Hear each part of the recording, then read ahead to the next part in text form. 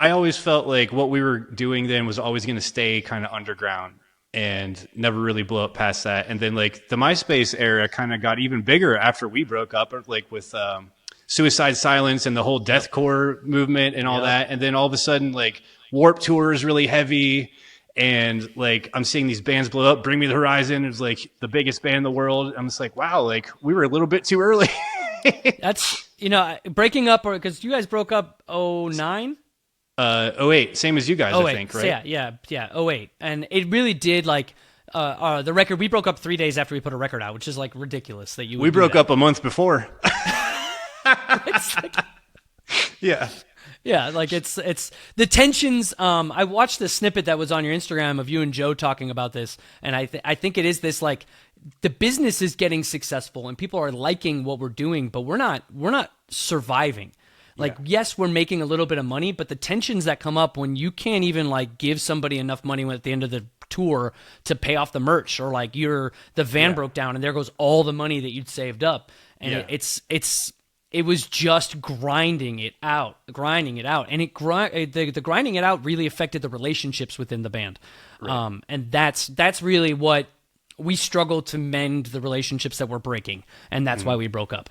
There could have been that possibility of, like, let's get a 7th guitar player, but, like, at some point I was also just like, all right, man, like, you don't even have a door you can close that you can claim to be your own. Like, maybe you should I never had an apartment. Else. I never had anything. It was just like we were gone so often, luckily, that I didn't really need to. But I also couldn't find a job when I would come home because I didn't have like really any connections through family or anything. So I would get like a telemarketing job because they'll hire anyone. It's a constant rotating door, And what's the worst thing you telemarketed?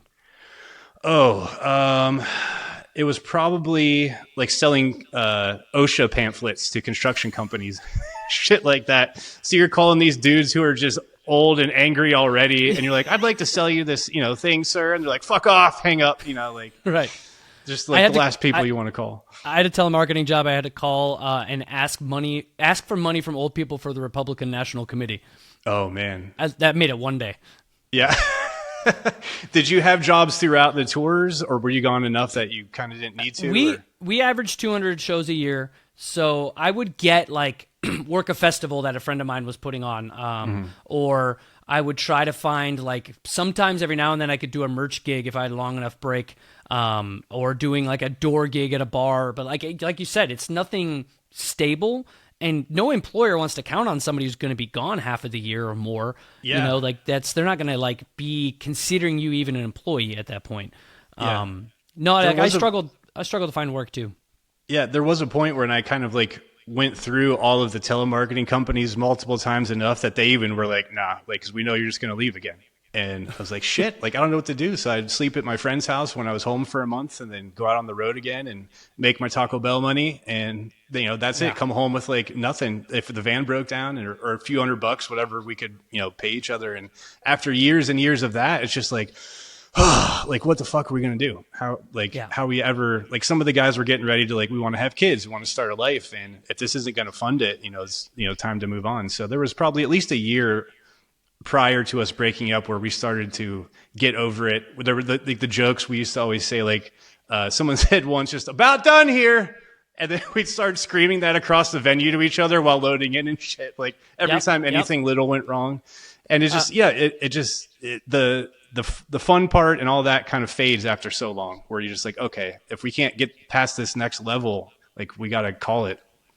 And I wonder if I had, like, hindsight's 2020, right? You're like, if I just done 2 more years, like, or 3 more albums or 4 more albums. And but like, the life I lived after has been a whole nother chapter that I'm really excited about. And I don't think I have regrets as far as like letting go of Dead to Fall when it was time.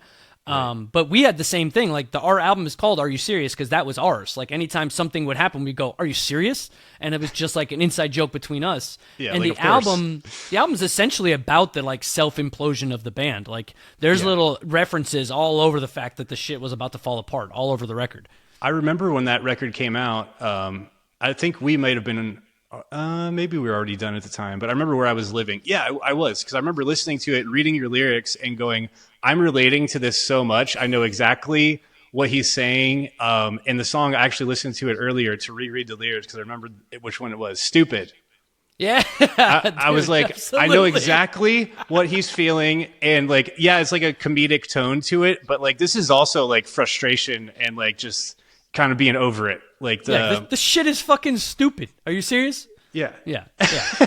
Like the, oh shit, it's the death metal riff. I better sing about some face ripping, cat raping bullshit, sit in my room and write about some brutal shit I know I'm never going to do. Like just making a joke out of all of it. I wrote that down earlier. I was like, man, I totally remember getting it then and even now. Like, yeah, that's the feeling right there.